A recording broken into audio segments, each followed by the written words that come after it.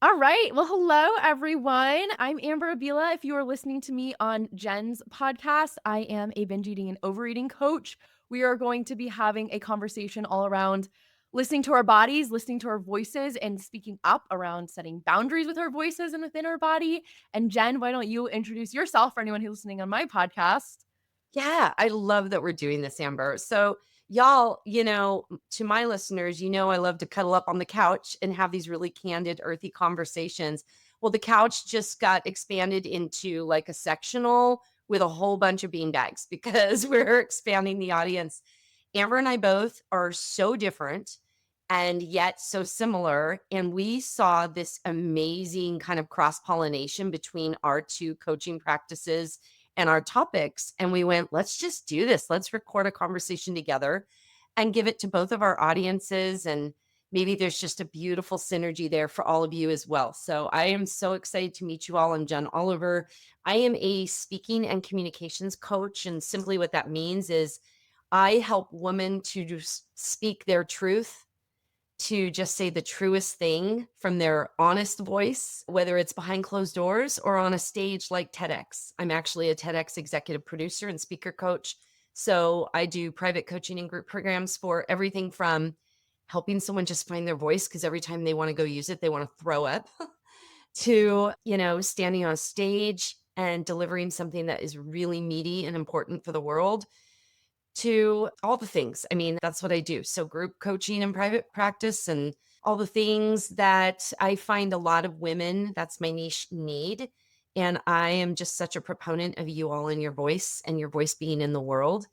And I think when we neglect our voice or stay silent, it really hurts us and the world loses out. So, Amber, so Yeah. glad to be here with you. That was like the longest preamble ever, but I'm a speaker coach. So, of course, I speak a lot. There it is. Yeah. And the big reason I want to talk to Jen too, and we wanted to do this is because we saw this thread between us of how listening to your body and finding your voice are very similar. And so a little bit about me and my journey is I struggled with food for so many years, as unfortunately so many women do, from everything from restricting and eating 1,000 calories a day to going full out binge eating, having half my cabinet for 5,000 calories. I struggled with bulimia. I struggled with more of just the middle ground too, of just overeating, dieting with intermittent fasting and going sugar free and doing all of the things. And I really had a hard time finding my way of what my unique way of eating was because we hear all of these voices and influences from diet culture as women about how we're supposed to eat, how we're supposed to look, how we're supposed to interact with food. And I was subjected to that, as a lot of other women are as well. And I really found myself in this moment of I didn't know how I was supposed to navigate my hunger and fullness because I had no idea how to tune into my body anymore. I was so used to getting told what to do and told how many calories to eat a day and told how many portions of ice cream I was supposed to have. And so when I was trying to learn how to intuitively more and really go into my body and what I wanted to eat and what my body needed, I was so confused and so lost. And it took me so long to figure that out. And so tell me, Jen, like about your experience coming into this work and how you wanted to find your voice and speak up more in your own life. Yeah, you know what? It is amazing to me. Well, first of all, I resonate because I've also wrestled with eating my whole life. So I actually resonate with everything you said. And the through line between what you just said and now, if you took off eating and you took on saying the truest thing, it was like exactly the same. So, like, let me explain what I mean. You said my unique way of eating for me, for who I am, for my body, and eating for the reasons I'm meant to eat. Like, that's different for everybody. Okay. And yet we get this barrage of voices that tell us, no, it needs to be this way. And then we just go, okay, I better comply. I better keep people happy. I don't know. So this is what I'm going to do. And I'm not going to listen to my body. I don't even notice that my body has input. Right. Mhm. I feel I could say those exact same sentences when it comes to speaking. We have this chatter in our heads that our voices from the culture, from personality, from ego, protective mechanisms, our moms, our educators, social media, and all of that is chatter in our head, and we think it's us. And in fact, it's not. And if we can get out of that chatter in our head and drop below it into our body and be grounded in our body and in tune there, that is where we hear our truest voice. Then I go, oh, that's Jen. That isn't all those other people. Right. So I feel like it is so similar. And that when a woman can do that, and we help her drop into her body and really listen deeply to what's there and then speak, it's like the truest thing. It's her authentic voice. It isn't the performative, people pleasing BS that is so painful for so many people and puts them on autopilot. And so I really do think this is the key for both. I mean, it's like we're killing two birds with one stone. If you want to walk away today, you're not only going to listen more deeply, hopefully, to your body about what you're eating, but also what it is you really want to say, not what you think you should say. Mhm. I mean, Mhm. it's the same, right? Yeah, so let's talk about when we're talking about this idea of listening to our body and going into our body, what do you think that even means? And I can share as well, but I'm curious to hear your thoughts. Yeah. Okay. Let me paint it with an example. I would say I've operated always, if we have the understanding that as humans, we have this complexity that is kind of threefold, right? There's our mind, there's our spirit and soul, and there's our physical body. And all three are like a board of directors that have really valuable input into a decision. But if you were me, the mind ran like this totalitarian regime and it bullied the other two into Mhm. quiet submission. And so I wasn't even really listening or aware that there was an instinct in my body. And what I started to understand because I became aware of this is when I did listen and got quiet and then spoke, it was like, I remember it was actually, I was ending my marriage, believe it or not. And I was, like, never saying the truest thing. I was dancing around the subject, and I was kinda sugarcoating and, "Well, it's not really Mhm. you. I just want this," and he's like, "I don't understand what you want," and then I realized, "Oh my gosh, I'm not even telling the truth right now, and Mhm. I'm just dancing around this," and I felt it in my body, like, there was just this incongruence that if I took a breath long enough and just got still for just a millisecond, and it was like there was a, "This isn't right. This isn't for you." There was a clear message there, and I just was famous for hitting override. I'd hit override, override, override, and I'd ignore it and bulldoze past it and fill my brain with something as a distraction. Does that make sense? Yeah, absolutely, right, and you notice that disconnect, and for me and my people, a lot of that times when we notice that disconnect in our body, it's we go to food because we want something to numb that feeling and numb that disconnection, but that Yeah. only even further disconnects us from our body more than it already is.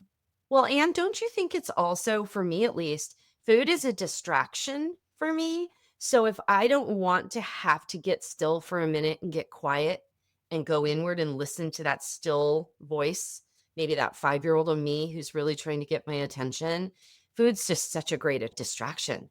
Mhm, Podcasts are a distraction. mhm, Television's a distraction. Like, I think about the noise, both literally and metaphorically, that I put into my world because I didn't wanna just get still and get quiet because I just had a fear going there, and I mhm. think both food and the noise do that. Yeah. Alcohol, I've used them all. Absolutely, and I think we're not taught that going into our bodies can be a safe thing a lot of times too. We're not taught that this is something we're able to do with sit with these emotions. We're taught that, okay, if we're feeling some discomfort, we better get out of it. We better hide it. We better shove it down. And if we sit with it, maybe something bad will happen. But something I teach a lot of people in my program that's been so huge for me is first just knowing how to sit with these emotions and not do anything about them. Because a lot of times, and this is a big mistake I see people making, is just they want to change it. And that can even be like, yeah, let's go listen to a podcast. Let's go for a walk. Let's, do something to get out of this. When Right. oftentimes the most valuable thing we can do is lean into this discomfort that we're feeling in our body when we're having these hard conversations with people, when we're doing something new, when we're having to speak up and place boundaries around food or place boundaries around our body for the first time. It can feel uncomfortable, but when we sit with that and we can go into our body and actually show ourselves we're not going to die by feeling a sensation, it feels so much safer to be with that. And we can actually work through it without overloading our body with food or something else. Oh my gosh, Amber. So, the leaning into and feeling safe in your body while leaning into something kind of difficult, that's really part and parcel to what I teach too. From one of the methods I'm trained in is called the WomanSpeak method. And we talk about safety in the body, psychological safety, that a woman cannot speak freely or share her truth or use her voice if she doesn't feel safe in her body. It is Mm, the exact same thing you're talking about. So it begs the question, right? And does it look the same for everyone? How do we create safety in our body and just trust that, okay, I didn't die. I got through that. And is it little micro moments of letting a moment pass, sitting with the discomfort, and then going, okay, I made it through that. And I didn't have to immediately, for me, if I compare it to ways I used to eat, it was like, can I sit with this comfort for a moment, wanting that food, mhm, and just sit with it and let it wash over me? One of my friends who's a therapist, she said, do you know that the vast majority of uncomfortable emotions, if we will wait it out, it's usually 90 seconds. mhm. Or we won't even, it's like too much. Like, no, no, no, I'm putting it in my mouth. You know what I mean? Like, we don't want to go there. 90 seconds, she said, for an emotion to wash over you and move through you. Like, let the energy move and you grow stronger. It's like a muscle that grows Yep, stronger, right? Can you believe that? absolutely. I actually can because I have experienced the opposite before when I am not allowing the emotion. And Yeah. what a lot of people will do is they resist it and fight it. So you might be hearing this and thinking, well, but my emotions always last longer than 90 seconds. Or when I have desire for food that I don't want to eat, I feel like I think about it for the rest of the day. But that's usually because we're resisting it, we're fighting it. It's like that beach Yeah. ball example where we keep trying to push it away and we say, go away, urge, go away, emotions. And then it just comes back even bigger. And what I like to Yeah. think about instead, going with the beach ball example, is well, what if we just looked at these uncomfortable sensations as it was like a beach ball that was floating around in the pool and it tapped our shoulder and we just say, "Oh, look, a beach ball." And then it just blows the other direction by the wind. That's what happens when we allow it. And that's where that 90 seconds can come in is like it just bumps into us. And then we look at it and we say, okay, cool.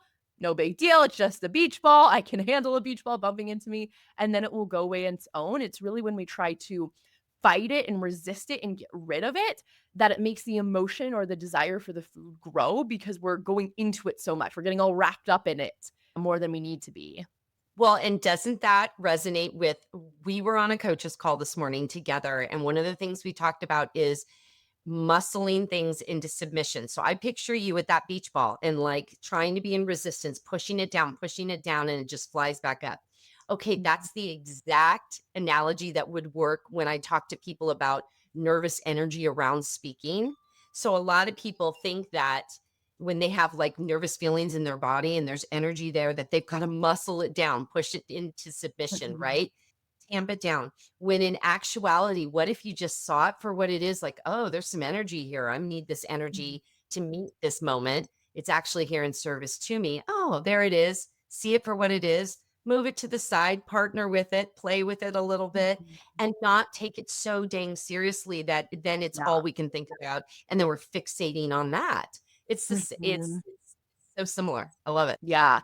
And I really wanted to talk to Jen about something that I see come up a lot with my clients, which is when we're having a hard time finding our voice around setting these boundaries. So, for example, setting a boundary around food being when you are at your aunt's house and she keeps pushing her pie on you, but you check in with your body and you're like, I genuinely don't really want the pie. I am full, but you feel like you have to say yes because you're not tuning into your own voice and you want to people please.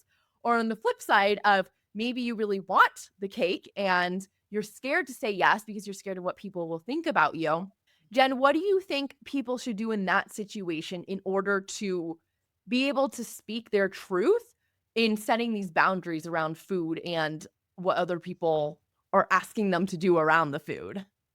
Yeah, this is such a tough one, right? I really get this. I think honestly, the answer is this.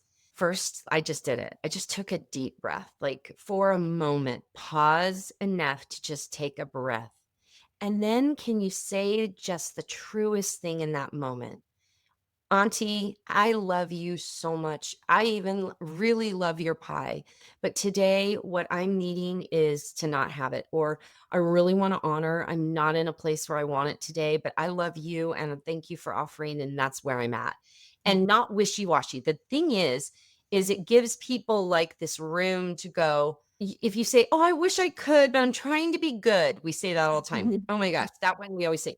I really want it, but I can't. And then they want to make us feel better and let us off the hook. Oh, you can have it just this one time. When that's not really what you meant. If you really are setting the boundary and you're going, I don't intend to have her pie or her cake, you can Mhm. really just say, oh my gosh, I love you so much. And thank you for offering.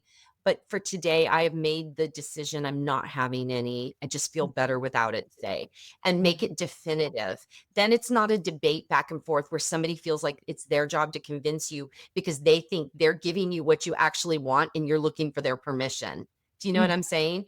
And then the Mhm. other thing, so then let's say the opposite one, you said when they want to set a boundary and it's like just being honest with people like, God, you guys, I really want that cookie right now. I'm not even Mhm. gonna lie about it. I want that cookie Mhm. and kind of enjoy it unapologetically and don't feel like you've got to talk about it and make excuses. First of all, most people aren't noticing anyway.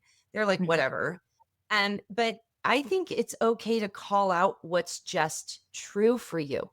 If you Mhm. take the breath, even ask yourself what's true in the moment, and then just give words to it. And then imagine you're at a table where everyone's just being really frank and honest that normalizes just an honest exchange and real conversations, even if it's about pie or cookies or whatever.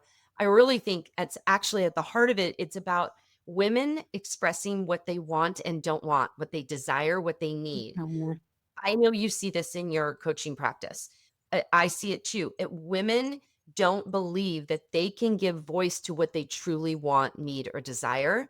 And Mhm. one of the biggest things I train my clients in is, oh no, voicing your needs, your desires, the things you're proud of about yourself. I know the culture's told you that's not okay, but it's a lie. It's actually a Mhm. lie. And so what if we normalize being really honest and expressing what we want, what we need, what we desire, whether it's in eating something or not eating it, or abstaining or not abstaining. And then we get better at supporting each other in it too, Mhm. because we recognize someone took a stand and had the courage to just give voice to it. And it's like, girl, yes, I got you. You got it. Mhm. Yeah. Have you ever seen that quote that's like, "Have the confidence of, like, a straight white male?" Yes, And it's yes. like, show up acting like that. I think this could, like, totally apply here where, when I talk about natural eaters, who are these people who just effortlessly eat when they're hungry, they stop when they're full, they can leave Totally. half a cookie behind and it's no big deal. They leave like the 3 chips in the bag. A lot of times, those people in our life that we look to as those examples of a natural eater are these men because they haven't had the same diet culture experience that a lot of women have had. But if you look at a man, they are not going into their meal saying, I'm not sure. I kind of want the cake. Like, should I do it? Should I not do it? Should I have it? There's like, yeah, give me a slice of that cake and they just eat it. Right. And same Well, thing if someone's asking them, hey, do you want a slice of cake? And they don't want it. They're just like, man, I'm full. I'm good. Right. And so, well, kind of embodying that a little bit of like taking on this personality of imagining you're in a different body for the day and you've never dieted before and you're fully confident in your eating habits. And you can just be like, you know what? I don't want that cake. And just having it in a simple, short phrase, the way we phrase things is everything too, as you yeah, were talking about through that. Like, if we go into it, like, I don't know, I kind of want it. And a lot of times that's because we're having our own internal battle about it too.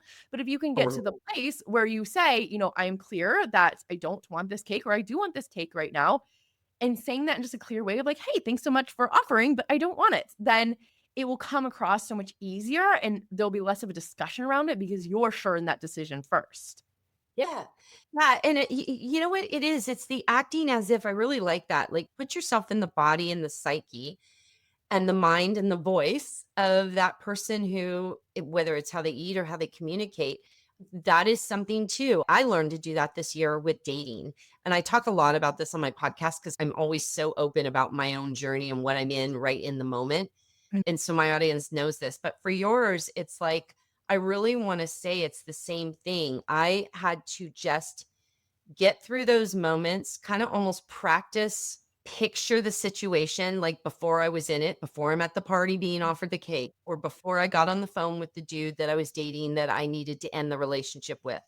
And Mhm. I had to go, okay, here's how I'm going to say it. I'm not going to wiggle around and go, well, we can be friends and have coffee. And like, no, we're not. No, actually, Mhm. we're really not going to be friends and have coffee. Like, I Yeah. don't have any time to see the friends I have. So Uh-huh. why am just make it a soft place to land and sugarcoat and do all that, right?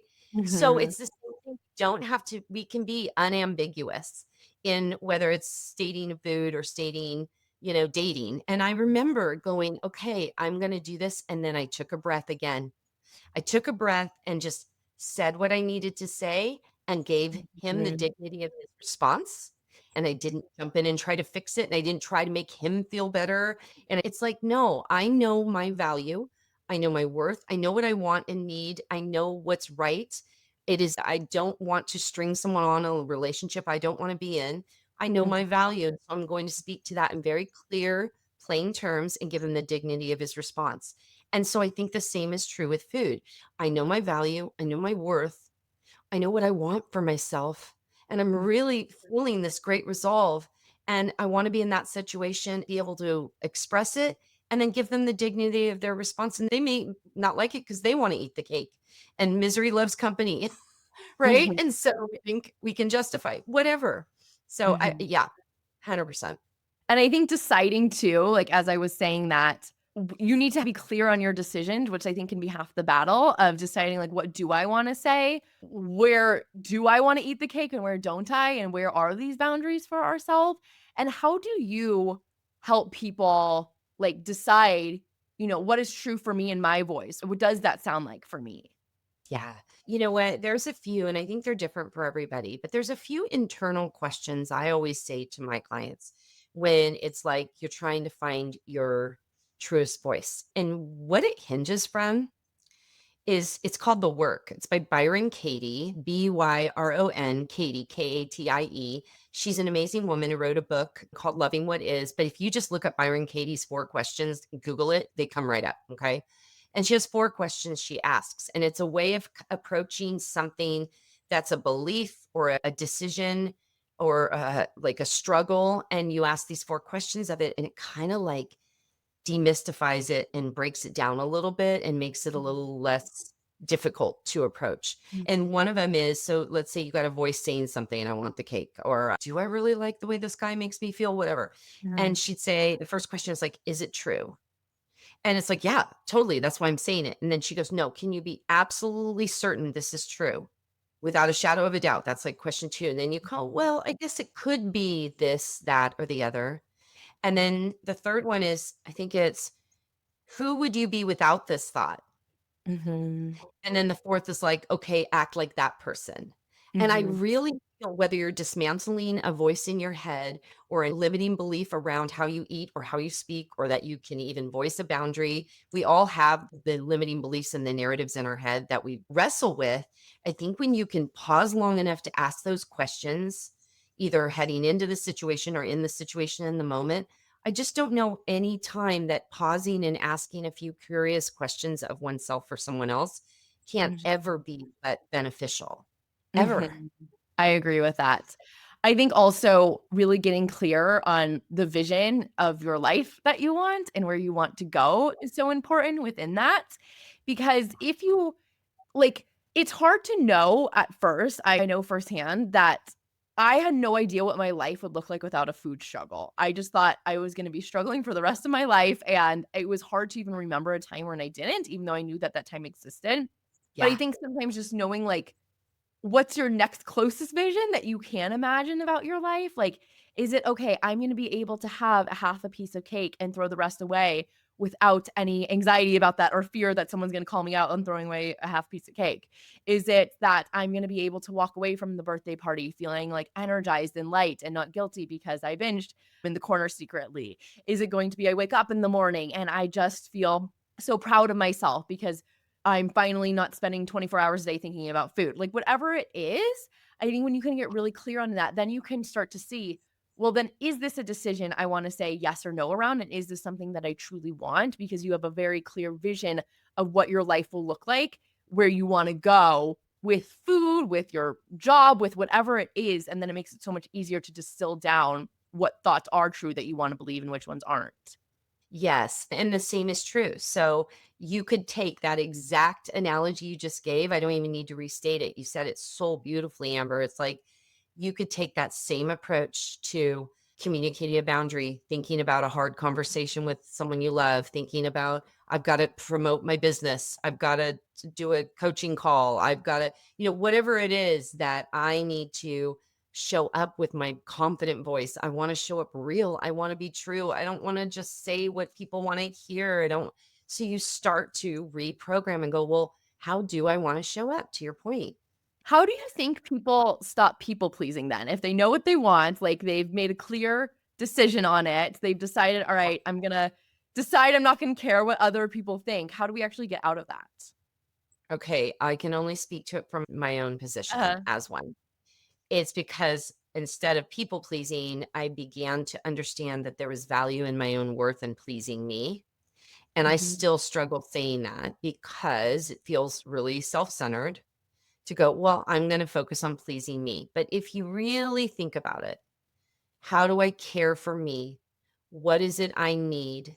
It's like a tree doesn't apologize for needing air and water and the proper soil and Mhm. sunshine. I mean, a tree doesn't, it's unapologetic about what it needs. A baby, a child doesn't need to apologize for what they need growing up and the certain love and attention and good food and nourishment and care and forgiveness.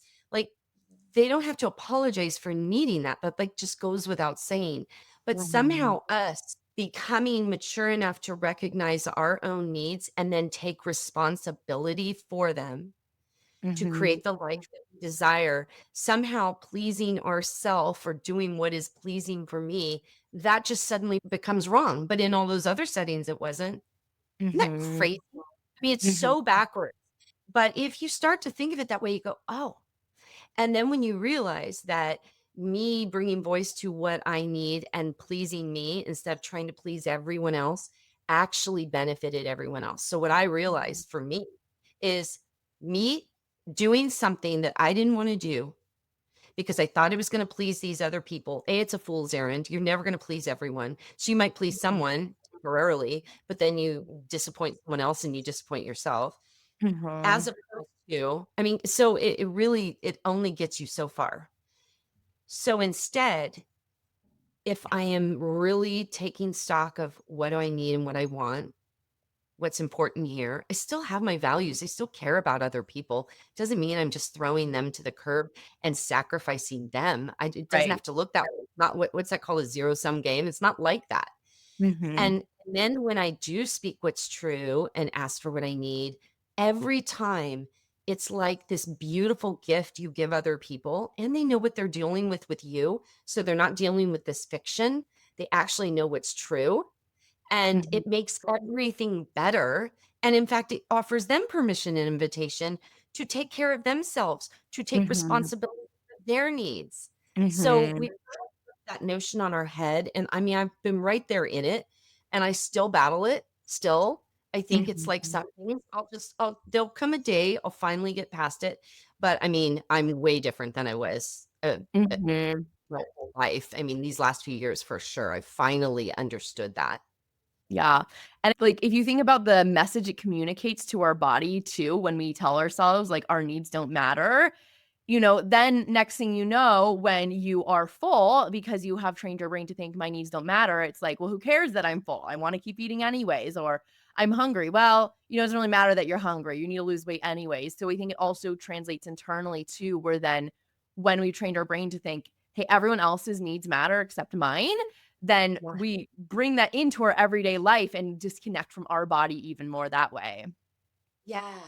And then what's a bummer about that is then I think about it too, whether it's our body, food, speaking, it's like, how do we show up more whole to our relationships, to our life? Mhm. If we're kind of leaving neglecting those parts of us and just kind of, nope, nope, I feel like we're missing out. Other people are missing out. They're not even getting the whole Jen or the whole Amber or the Mhm. whole so and so, right? And so, It's really a gift you give yourself, but it's also a really important part of having better relationships and showing up as that more whole person to our work, to Mhm. our kids, to our marriages, to our love partners, all of it. Absolutely. I 100% agree. So something else that we mentioned was I was telling Jen about how much shame I felt in the beginning when I started coaching on binge eating and really talking about the things that I had gone through. And, it feels like so easy for me now. I have a podcast, I do all the things around binge eating. But in the beginning, it was Wow. like so scary for me to speak up around this and like the shame around it. And I think that prevents so many people from getting the support that they need. And really truly acknowledging that, "Hey, I want help for this, and I'm really struggling with it." Have you had, like, any similarities in your journey around finding your voice and, like, feeling, shame around speaking up around that or, speaking your Oh, yeah. truth on what you want to believe in? Yeah, because you feel like, well, I'm the coach. I should freaking be crushing this, right? Like I'm the one coaching in it. And what I recognized very quickly is then I was just trying to, like, I could put on, I'm a good speaker, I'm good with people. I could definitely pass off as very capable, just like someone might be able to do with food. Okay. But my business really took off as a coach when I just started getting honest and vulnerable, even with clients, even on socials. Like, you guys, I'm in this work with you. I was called to this work because I needed it so badly, not so much from a stage necessarily. That was okay. But being honest and saying true things in my relationships and behind closed doors, Mhm. I wasn't so great. And I really wanted to have confidence there. I really wanted to feel like this is the true me showing up and speaking and using my best voice and what's honest and true in these exchanges Mhm. and these conversations. And I just started owning it. And I just believe that that's a way to keep us small, right? When we think, Mhm. again, the ego is like, I can't possibly let people know I only made this much money last year, or I only I didn't have good communication skills in my marriages and with my kids. Cause I remember my ex husband and my kids, who are now adults, and we love each other dearly, but we're very candid. And they were like, it is hysterical. They said this a number of years ago that you're a communications coach because you suck at communication with us because it's with the people I'm closest to that I struggled the most with. Isn't that nuts? Mhm. So yeah, I don't know if that answered what you asked, but I really do think, and I know that's one of the things when I pay attention to you and your coaching work, it's like you are so transparent about it, which I feel like for me engenders a huge amount of trust. Like, Mhm. you're reliable, you're trustworthy, you know of what you speak because 'cause you've literally been there. You're not just talking and Mhm. telling someone, "Oh, here's what you do, and look at me, I'm amazing." Like, nobody it doesn't make anyone feel encouraged. I think if Mhm. anything, it drops people into their shame a little more, and shame Mhm. is what silences us, shame is what causes us to eat oftentimes. I mean, Mhm. it's so important. One thing that happened when I started sharing my story too was it was the craziest thing. All of my friends that I texted of like, "Hey, like I'm doing this thing. Can you follow my Instagram for it?" Pretty much all of them came forward and were like, "I struggle with this to some capacity too. I've been really struggling with my body image or I've gained some weight recently and I'm feeling really shitty about myself for it." Or, "Oh my gosh, I have always just been obsessed with food. I think about it all the time." Or like, "I'm always in the all or nothing thinking and I can't find balance with healthy foods." Like, it was mind-blowing to me how many people struggled with this too, and I think, it's unfortunate, but at Mm, the same time, I know so many people have so much shame around food struggles because we're told as women that, like, the worst things we could ever do is gain weight and overeat, and that's why it's, like, so glamorized to be, underweight and, "Oh, I'm eating the salad and I'm starving myself," which is, like, so fucked up in our world, but besides the point, when we're taught that like, oh my gosh, God forbid I start overeating and binge eating with food, it's like, mhm. wow, I don't wanna tell anyone I do that. I'm not gonna tell my neighbor that I just binge ate 10 cookies last night. I'm feeling really bad about myself today. And so then we hide it inside and then we never get support for it. We never acknowledge it with something. I think it's so beautiful when we can tell someone like, "Hey, I'm struggling with this." And they're like, "Yeah, I get it. Me too. Like I've also struggled with it." And that is really the why behind why I do what I do is because I wanna help people feel less alone in the struggle with food. and to realize that they're not broken. Like, at the end of the day, all you are doing is eating food. Like, no one's killing any puppies out here. You're just eating more food. Sure, it could be more than your body needs, but like, it's fine. We can calm down a little bit and be okay with it. And so I think like anything that we're ashamed of, you're like dying over that analogy. No, that was awesome. But you know what you're reminding me of? Okay. This is going to seem obscure, but stay with me for a second. My audience has heard me tell this story because it had such a profound impact on me. Okay. Especially when you wrestle with body dysmorphia or you feel fat or you think, all the things, right? As it relates to eating and weight and image. Okay. So this last year, I decided to go to a nudist colony. Ooh, that's so fun. Whoa. I went for the day. And it was like this resort, and it's clothing optional, but around the pool, it's literally required because they don't want like people to show up and like be in their clothes just watching naked people. So it's actually really very healthy and normal the way they run it there. But I really wanted to kind of push this growth edge for me around my body. And you're going to see how this relates in a second. But I remember thinking, like, God, our own psyche, our own head games and narratives that we berate ourselves with are so brutal. And I went there and I just wanted to just feel like, again, I was shedding something else, whether it's a metaphor for speaking, whether it's a metaphor for about our body image or something entirely different. It felt like this great equalizer because all of a sudden it's weird for about a few minutes. And then you kind of just realize everyone just sort of blends together and you've got every kind of body shape, size, age, wrinkles, non wrinkles, like men, women, whatever. And you just kind of stop noticing and looking. And then you just kind of, it's like all that stuff falls away. And this great equalizer of everybody's just being human, talking to everyone. It was such a Mhm, cool day and experience. I loved it. mhm, But here is one of the most profound moments I had. There was this woman, this gorgeous woman walking across the pool deck. And again, she's buck naked, not a thing on her. And her doctors would qualify her as morbidly obese. Okay. mhm, Let me tell you what, this queen, she was so beautiful because her energy, her spirit was so clear. And I wasn't thinking for a minute about fat. I wasn't thinking about wonder what she's eating. Like none of that came. mhm, I was struck by how gorgeous she was because I felt like I could see her soul and she mhm. had kind of a confidence and an air about her. And I went, wow. Like that. So back to what you were saying and what triggered me to tell you that story. Like that's so imagine being all of us could be in a place where yes, we're doing what we're doing for our bodies and what we're eating and we want to live long, healthy lives. Like, yes, all of that. Like, who doesn't? Yeah. But to your point, we're not killing puppies either. Like, let's Mhm, put all of this in perspective. And I feel like then the resistance kind of starts to chill out and we can just be kinder and more gentle with ourselves. And so much of that resolves things, mhm, whether it's saying the truest thing or eating what we really actually desire, or eating within mhm, reason and not before the emotional stuff or whatever, right? mhm. I think Yeah. that has much merit. I love that story so much because I think it's the perfect example too of the whole reason for most of us that we're trying to control our food and our bodies is because we think it's going to make us feel a certain way. We think we're going to feel confident. We think we're going to be perceived differently. But if we actually look at how we show up when we are in this diet mindset and going crazy around food, like I was my absolute most insecure self. I didn't want to go out Yep. ever.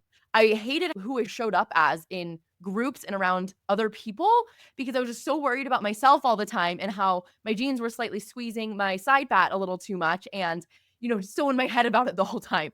And so I wasn't actually even accomplishing anything that I thought the diets would give me of this confidence and this freedom and this energy. It was actually giving me the complete opposite. But I think that's a beautiful story because it shows like how this person, she just decided, probably, I guess, either consciously or unconsciously, that she was worthy, that she was beautiful, that she was gonna have the time of her life at this nudist resort.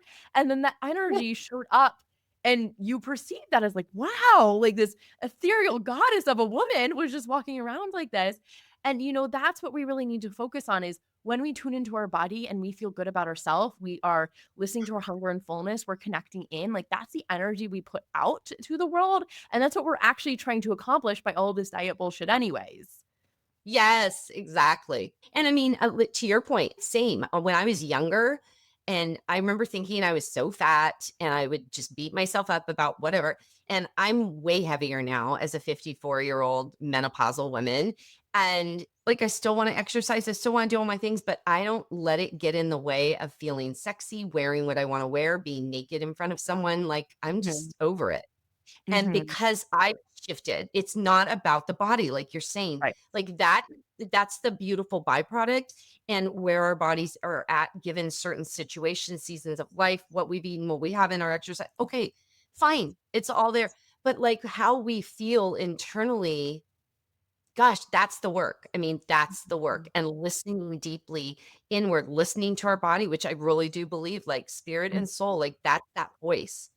It's mhm, got so much wisdom. There's so much information there. There's so much good intuition. And we can't go wrong tuning in there. But for mhm, many of us, you know what, Amber, I was thinking about too. I now remember too, many of us, like from a religious standpoint, there are certain faith practices that really are like, you can't trust your body. Your mm, heart is wicked. You can't trust your heart. And you only thing you can trust is this teaching or this person or this authority figure.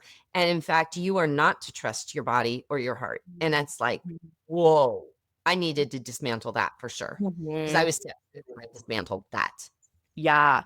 Okay, I think that's such a common one that I'm sure so many people struggle with, and it's very similar to this outside voice of diets too, of just how these other voices are telling us how we Mhm. should be listening to our own body, which is like, how could they Right. ever know what our unique body is telling us and the intuition that we have? And for so Yeah. many people, then they think it's broken that because I have binged so many times or because I've overeaten so many times, like clearly my body is broken. Or maybe for you, because I had this one thing that my brain told me once, or I did this one thing that my body and my internal signals must be broken. So now I need to outsource it to someone else.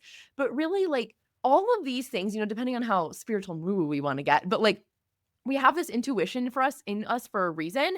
And from a more Yeah. scientific perspective too, like with our hunger and fullness, we would literally die without these signals. We would not survive as humans if we didn't have our body communicating with us, telling us when we're hot and when we're cold. And I don't think those signals are that much different than our intuition and our soul's calling and what we're being asked to do in this world. And I think just reminding ourselves that, like, if we didn't have these signals, none of us would be here today because humans have evolved over tens of thousands of years. And the fact that you and I are having this conversation means our ancestors listened to their body really well and they learned to Yeah. figure out their hunger and fullness very well. And they had a lot of great survival skills that got us here today. So no matter how tuned out you've been from your body from all of these years, those signals are still in you and they wouldn't be here today if, weren't meant to be here and meant to listen to them. Yes. Oh my gosh, I love that so much, Amber. You're so spot on. Okay, why are you not out speaking all over the place? I love hearing you. You get so passionate about this. Like, again, I really want to honor because this is hard one and you've been there and you know of what you coach and teach and you've walked through it yourself. I just feel like what a gift. What a Mhm. gift to be able to articulate this with so much strength and power and conviction. Thank It you. really it's so painful to be I'm thinking about who's here in the conversation with us right now. Like we're all on the couch just man, I hope this is feeling so liberating for people because it's such a better way to feel and live and it takes a little effort to kind of dismantle these things, but Oh, yeah. it's worth it. It's so Mhm. worth it. Absolutely. I agree. Yeah, thank you. And do you have any other last minute parting thoughts and how people can find you? And then I'll go as well. I love it. Yes, please. So I'm at real, realjenoliver.com. Everything about me's there. That's my handle on Instagram and Facebook and YouTube is Real Jen Oliver. And I'm on LinkedIn too as Jen Oliver. And I love helping people with this stuff. And I just want you all, from my perspective, I really believe it matters that you don't suffer and feel silent. I think feeling Mhm, silent, like you can't express yourself, so mhm, then you want to create comfort. mhm, For me, I want to feel satisfied. I want to feel comfort. I didn't get to express what I really wanted or wanted to say. And so for me, it was eating and drinking. That was definitely mhm, my salve. And I really get that. And so I believe when you can share openly, drop into your body, speak what's true for mhm, you, have honest exchanges with people, it's so nourishing. It's so satisfying. mhm, And that can solve and at least assist with a myriad of things, whether it's eating, binging, whatever, all of the things out there. I mean, we're talking about our two specialties, but if you think about it, there's a lot of pain and struggle when people feel like they can't express themselves. And so I just mhm, encourage you, if anyone's here with us just going, yeah, that's me. I get you. And you don't have to feel like you can't speak up and say things. You don't have to be an extrovert to speak. You mhm, just need to drop into who you are, spend a little time listening there, which may be difficult. Move through the 90 seconds of discomfort and mhm, sit with yourself anyway because you're amazing and you're awesome and get mhm, to know yourself and that voice in you and then see what comes of that. But I mhm, really want to encourage everyone with that. We need you and your voice and your ideas and your lived experiences and your stories mhm, because then exchanges like this are so rich. Like we need you. We mhm. need you all. Love you, babies, all of you.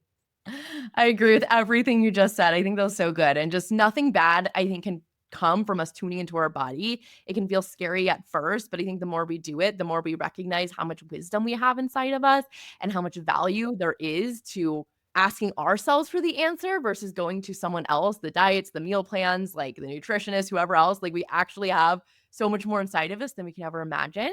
If you're Yeah. listening to me on Jen's podcast, you can find me Yes. at confidenteater.org at my website. I also have a podcast, Become a Confident Eater. And I'm also going to give you, Jen, my free guided urge audio. This is a something, oh my gosh, like I wish I had so desperately in my journey. It's a 7-minute audio that you can pop in your ears when you're having this urge to eat. And you just want someone to like gently and lovingly like slap you around and remind you why you don't want to do this. That is what I'm going to do for you. And I also do practices that Jen talked about of the deep breathing, going into your body, really noticing where you feel these sensations, showing yourself that you're safe from them. I also use visualization techniques to show you kind of the future of how great your life will be when you don't act on these food urges and how valuable tuning into your body can be. So I'll give you that resource as well for people. Okay, wait, wait, wait. I want to give them a resource then. You're so Yeah. generous. Okay. Yeah. So you guys, either if you go to my website at realjenoliver.com, there is a download that you can get for free. And it's like for those people who go, I've always wanted to speak or write, or I don't know, do I even have any good ideas?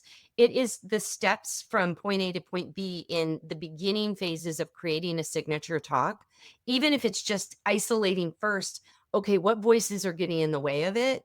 It's a great framework to get you started there, and I think that would be hugely beneficial to a lot of people who go, "Okay, how do I express myself?" Okay, this is one place to start because it asks you great questions that you may choose to jot down or think about that is going to stir what comes out and you express either verbally or in writing or Mhm. you decide to make a talk or you're on a podcast, whatever. So, yeah, that'll Mhm. be helpful too. Yes. Yay. I love that. Thank you for sharing that as well. Well, thanks so much, Jen, for this conversation today. Oh, I love hanging with you, Amber. More ahead. I know we've got more ahead. And y'all, thanks for just being here with us and joining the conversation that matters. It matters a lot. So thanks for having me. Yes, of course.